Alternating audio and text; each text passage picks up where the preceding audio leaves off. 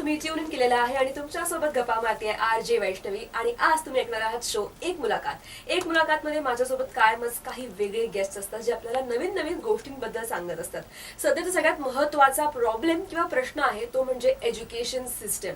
ते तर सगळं गडबड आहेच, पण मेन म्हणजे या कोविडच्या काळामध्ये मुलं ऑनलाईन शिक्षण घेत आहेत आणि त्यातनं मुलांना किती काय मिळतं आहे, मुलांचं किती लक्ष असतं. एनिवे, त्या सगळ्या गोष्टी असाइड पण काहीतरी नवीन येणं अत्यंत गरजेचं आहे आपल्या सगळ्यांसाठी आणि आपल्या मुलांसाठी सुद्धा. म्हणूनच आज माझ्यासोबत प्रणित विद्यालयाचे प्रणित पिंगळे सर आहेत आणि त्यांच्यासोबत संस्थेचे सचिव सुद्धा आहेत Ganesh Pingale sir. So sir, welcome to my FM.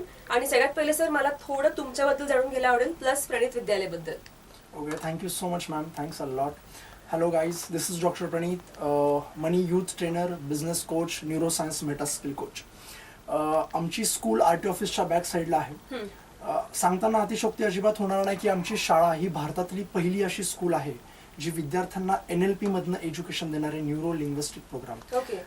याच्याच बरोबर स्कूल ही एक आपल्या विद्यार्थ्यांना गॅरंटी देते की जेव्हा आपले विद्यार्थी 10वी नंतर पास आउट होतील तेव्हा ते मिनिमम 30,000 to 40,000 रुपीज अर्न करू शकतील स्वतःच्या दमावर. सो हे एक असं नवीन आम्ही कन्सेप्ट आणलाय की आपण आत्मनिर्भर भारत जे म्हणतो की ऍक्च्युअली आपल्याला आत्मनिर्भर युवा घडवायचा आहे. सो यासाठी आज जर बघितलं तर हा कन्सेप्ट माझ्या डोक्यात यावरनं आला होता की 10वीच्या पर्यंत मुलं एज्युकेशन घेतात, 10वी नंतर पूर्ण शिक्षण होईपर्यंत पॅरेंट्स लोक बरेच 10 लाख ते 15 लाख रुपये म्हणजे ऍव्हरेज खर्च झालेला असतो. बट रिझल्ट काय निघतो जेव्हा मुलं ग्रॅज्युएशन घेऊन बाहेर होतात? आज आपल्या नाशिकची परिस्थिती बघितली तर नाशिकमध्ये जवळपास 5,000 डिस्टिंक्शन होल्डर इंजिनियर बेरोजगार आहेत. सो इतका खर्च करून पॅरेंट्स लोक इतक्या मेहनतीने खर्च करतात मुलांवर, खरंच तो रिझल्ट निघतोय का? आणि अडचण कुठे येते? रिझल्ट निघत का नाही? विद्यार्थी शिकता आहेत, एज्युकेशन सिस्टम खूप योग्य पद्धतीने काम करत आहे, मग नेमका अडथळा कुठे येतो? हे बॅरियर काय आहे? सो याच्यावर 4 वर्षापासून आमचा रिसर्च चालू होता आणि त्यातून आम्हाला एक गोष्ट कळाली की स्किल एज्युकेशन ज्याला म्हणतो, हे एज्युकेशन जर मुलांना मिळालं तर काहीतरी नक्की इतिहास बनू शकतो. सो आम्ही एक उदाहरण ठेवलं आत्मनिर्भर युवाचं. Okay, that is really amazing. कारण की हा मुद्दा महत्वाचा आहे. आत्मनिर्भर भारत जेव्हा म्हणतो तेव्हा प्रत्येक व्यक्ती, सिटीजन सुद्धा आत्मनिर्भर असायला पाहिजे आणि सुरुवात ही युथ पासून होते. तर जर दुसऱ्या प्रश्नाकडे वळूयात की तुम्ही म्हणतात की भारतातली पहिली शाळा आहे जी काहीतरी वेगळं घेऊन आलेली आहे, एस्पेशली NLP तुम्ही म्हणतात, तर मला त्याबद्दल अजून जाणून घ्यायचं आहे. येस मॅम, आपल्या ब्रेन मध्ये न्यूरॉन्स असतात आणि इंडिव्हिज्युअल न्यूरॉन 8 GB स्टोरेज करू शकतो. ओके. आणि हे न्यूरॉन्सची इतकी संख्या आहे ना की शॉक बसेल की अरे बापरे, एवढे न्यूरॉन्स असतात आपल्या ब्रेनमध्ये. जर आपण कम्पेअर केलं तर आपल्या अर्थवर मदर नेचर एक सुपर कॉम्प्युटर आहे, त्याच्यापेक्षा 2.5 पट मोठं सुपर कॉम्प्युटर आपल्या ब्रेनमध्ये आहे, म्हणजे आपल्या डोक्यात आहे छोटंसं. सो याची प्रत्येक गोष्टीचा एक ऍडव्हान्टेज असतो, डिसएडव्हान्टेज असतो. ओके, सो याचा पण एक ऍडव्हान्टेज आहे की हे क्रिएटिव्ह डिव्हाइस आहे. बरोबर. आता एक न्यूरॉन जर 8 GBचा आहे आणि कितीतरी करोड्स न्यूरॉन्स आहेत आपल्या ब्रेनमध्ये. सो मेन इश्यू काय आहे याचा की हा स्टोरेज डिव्हाइस वाटतो, कारण एक न्यूरॉन 1 GB 8 GBचा आहे, बट स्टील तो स्टोअर नाही करू शकत. हा सगळ्यात मोठा डिसएडव्हान्टेज आहे. आणि हे डिरेक्टली नाही तर इन्व्हर्सली प्रोपोर्शनल आहे. जर तुम्ही स्टोरेज वाढवाल तर तुमची क्रिएटिव्हिटी संपत जाईल. आपल्या एज्युकेशन पॅटर्न मध्ये कळत न कळत काय फॉलो होतंय, मुलं परीक्षा देतात, मुलांना गव्हर्नमेंटनी जो 10वीला धडा दिला त्याच्या मागचं मुलांना हे माहित नाही की याच्यातनं संस्कार काय घ्यायचे, पण हो मुलांना ते सगळं रटलेले, पाठांतर झालेले. सो पाठांतर करून करून करून करून एक वेळ येते डिग्री नंतर किंवा ग्रॅज्युएशन नंतर, पोस्ट ग्रॅज्युएशन नंतर त्यांनी इतकं स्टोअर केलेलं असतं की त्याची क्रिएटिव्हिटी शाबूत राहत नाही. आणि याचा रिझल्ट असा निघतो की जर क्रिएटिव्हिटी नाही तर तुम्ही बिझनेस कसा करू शकाल? कारण बिझनेसला सगळ्यात इम्पॉर्टंट जर काही असेल ना तर ती क्रिएटिव्हिटी आहे. सो आपल्या देशामध्ये बिझनेसचं जे प्रमाण आहे, पहिल्याच वर्षी 50% बिझनेस फेल होऊन जातात, 5 वर्षात 90% बिझनेसेस फेल होतात आणि येणाऱ्या 10 वर्षात 99% बिझनेस फेल होतात. म्हणजे बिझनेस सक्सेस रेशो जर बघितलं तर 1% आहे. सो आपण लोक घाबरतो. याच्या मागचं रिझनच आहे की जर आपण एज्युकेशन सिस्टम मध्ये जर पोर्ट केलं ना, जर कुठलीही गोष्ट चालवायला तुम्हाला टूल्स हवे, स्ट्रॅटेजीज हव्यात आणि योग्य मेंटॉर हवा. सो आम्ही आमच्या विद्यार्थ्यांना योग्य टूल्स देतो, त्यांना स्ट्रॅटेजीज देतो आणि आम्ही मेंटॉर कसे करायला. So NLP neuro linguistic program. Neurons म्हणजे आपण ब्रेनमध्ये थिंक काय करतो, लिंग्विस्टिक म्हणजे आपली भाषा कशी आहे, आपण समोरच्याला इन्फ्लुएन्स किती योग्य पद्धतीने करू शकतो. आणि प्रोग्राम म्हणजे जेव्हा तुमचा न्यूरॉन्सला आम्ही प्रोग्राम करतो, जेव्हा तुमच्या लँग्वेजवर आम्ही काम करतो, तेव्हा तो विद्यार्थी 10वी नंतर जेव्हा बाहेर निघेल ना तर तो एक कॅरिस्मॅटिक पर्सनॅलिटी, त्याच्या बोलण्यातनं वागण्यातनं लगेच समजून येईल की हा गर्दीतनं वेगळा आहे.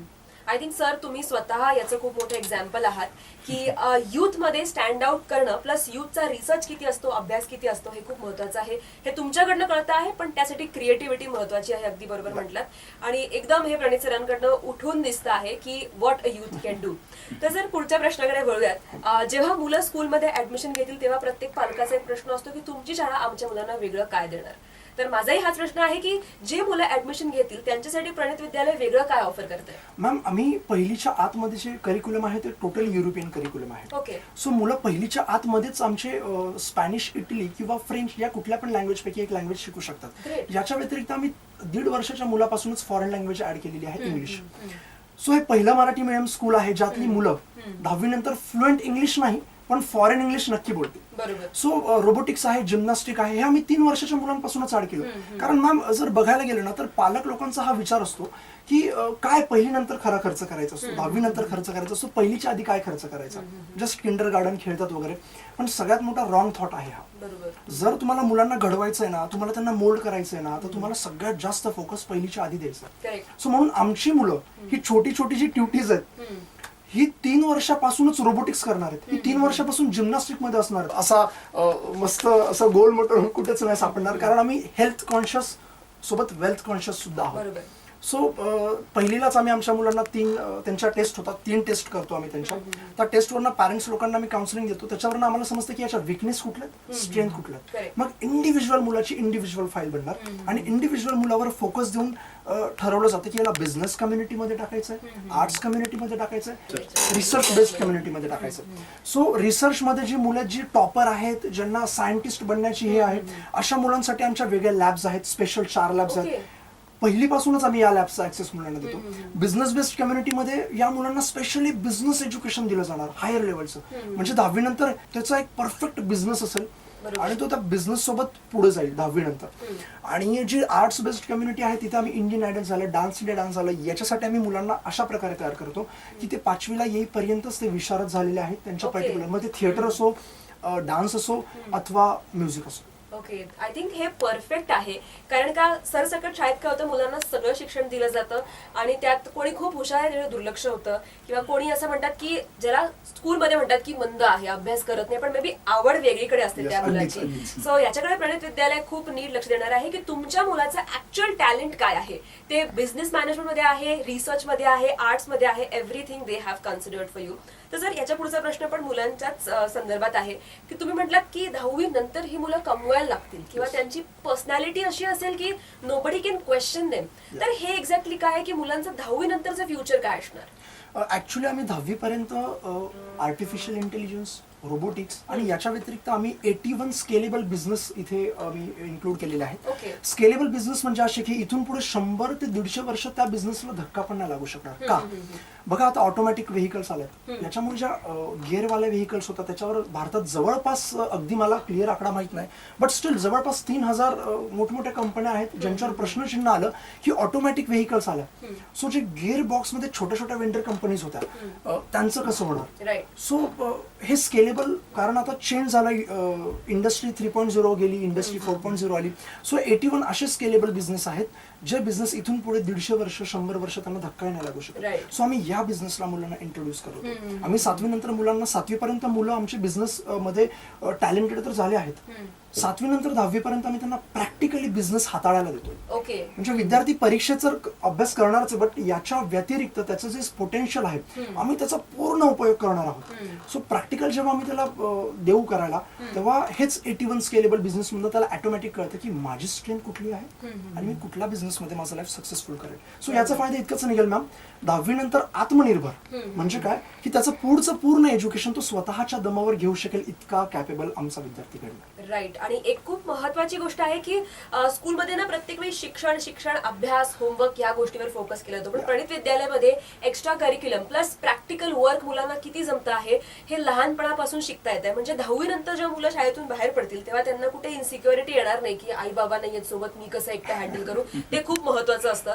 सो बेसिकली अर्धी पेरेंट्सची चिंता ही शाळेच्या लाईफ मध्येच संपते आहे. आम्ही त्यांची जी चिंता आहे ती आम्ही आमच्या खांद्यावर घेऊ. एक्झॅक्टली, बरोबर म्हटलं सर. सर एक शेवटचा प्रश्न, आपण म्हटलात की ही शाळा मराठी मीडियम आहे, आणि याच्यामध्ये टेक्नॉलॉजीचा तुम्ही विचार केलेला आहे, तर तुम्ही कल्चरला लक्षात घेता प्लस टेक्नॉलॉजीचा पण इम्पॉर्टन्स ठेवता, या दोन्ही गोष्टी कशा मर्ज करता आहात, काय आहे? मॅम, आपली भारतीय संस्कृती इतकी महान आहे, तुम्ही शक्यतो विचार पण नाही करू शकणार की सायन्स कुठलीही गोष्ट प्रूफ करते तर ती प्रूफ म्हणजे अस्तित्वात ती गोष्ट असते, फक्त तिला प्रूफचा एक सिक्का लागत असतो तेव्हा ती गोष्ट प्रूफ होते. राईट.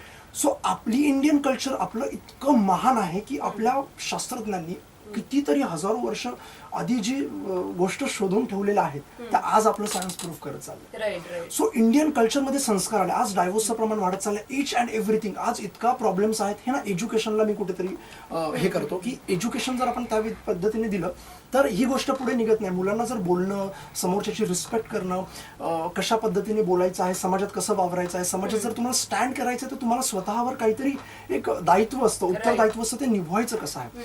सो हे पूर्ण संस्कार आमच्या शाळेत अनबिलिव्हेबल पद्धतीने आम्ही देतो विद्यार्थ्यांना. आमचं पूर्ण टेक्नॉलॉजीच कन्सेप्टच वेगळं आहे. आणि युरोपियन टेक्नॉलॉजीत आम्ही काय केलंय, आमच्या प्रत्येक बुकमध्ये मॅम 1000 AR व्हिडिओज आहेत. ओके. म्हणजे बुक जर विद्यार्थ्यांनी बघितलं, त्याला जर एखादा कन्सेप्ट नाही समजत आहे ना तर तो QR कोड स्कॅन करणार. अच्छा. आणि QR कोड स्कॅन केल्यानंतर त्याच्या टॅबमध्ये ती इंडिव्हिज्युअल गोष्ट त्याला इतकी पद्धतीने 3D मध्ये दिसणार की प्रोटॉन, इलेक्ट्रॉन, न्यूट्रॉन जे पण आहे, सायन्स म्हणा, मॅथ म्हणा, तर त्याला ऍक्च्युअली दिसेल की ते वर्क कसं करतं. सो याने त्याचा जो प्रॅक्टिकल नॉलेज आहे ना ते इतकं वाढणार.